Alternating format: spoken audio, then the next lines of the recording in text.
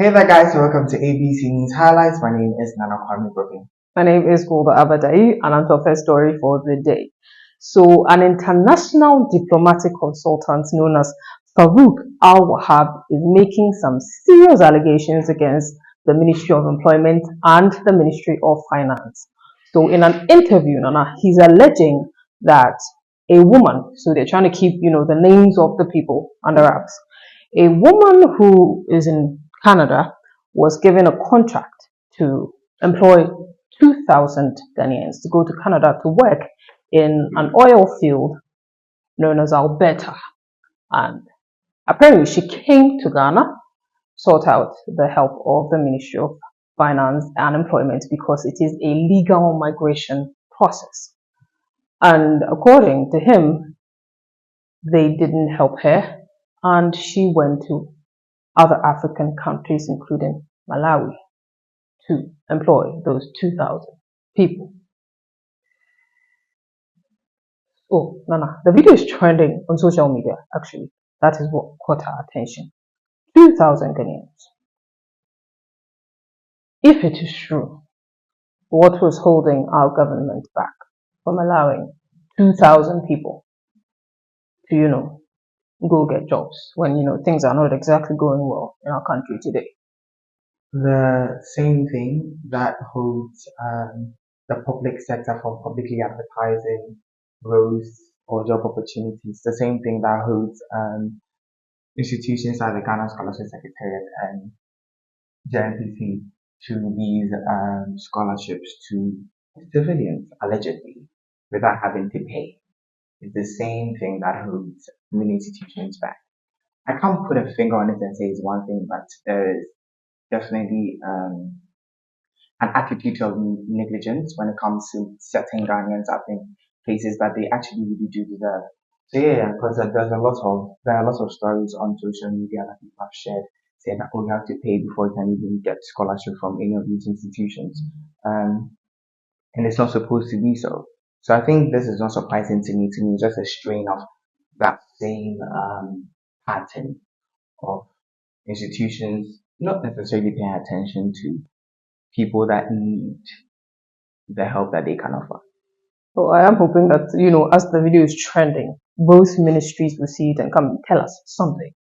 Because I don't understand why in an economy where things are not going well and people are trying to, better their lives, such an opportunity will come and you don't do a thing. I mean, there's a case with the hospital bed that happened sometimes, but there's a case with the HIV drugs that were put, and the moment that the Ghana Health Ministry or the Ministry of Health was pushed to finally let hospitals have that drug expired in just a month or two. So again, this is not surprising. It's a pattern we are all well, but then I think it is about time that institutions that are meant to serve us pay attention and attend to our needs. And moving on to the second story, guys, I think it is no surprise that we were all taken aback by the new, or what people call impromptu Hamatan. The winds got colder and the air just got drier. But then Chief Weather Forecaster Raphael Osei from the Ghana Meteorological Agency has emphasized the need for Ghanaian public to take precautions during the Hamatan season, as there may be a surge in respiratory diseases after we've experienced the Hamatan.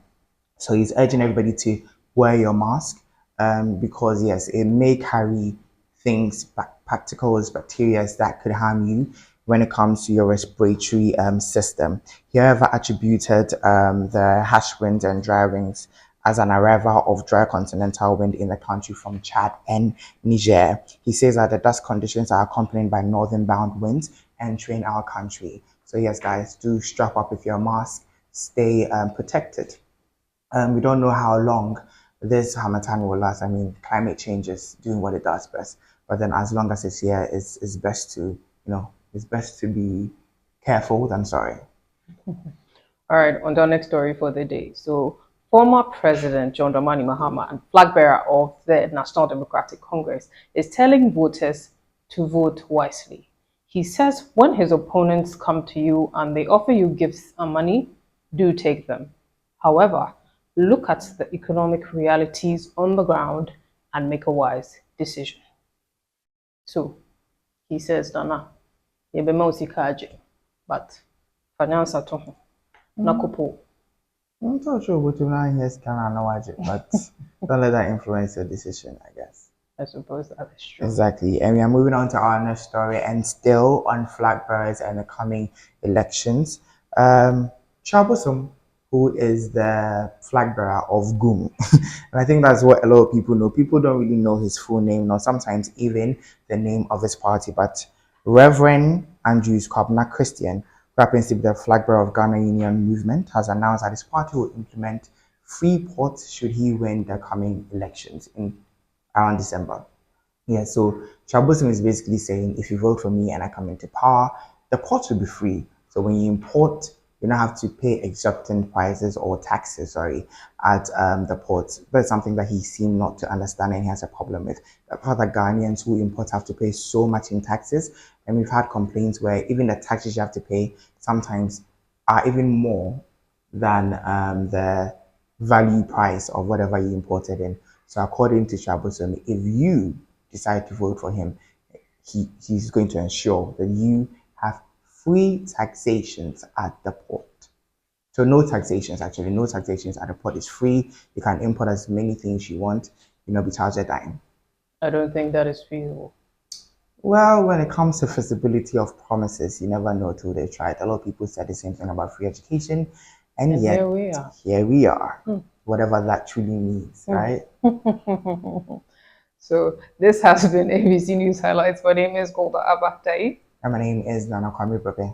For more details, please visit abcnewsgh.com, our social media handle, abcnewsgh_.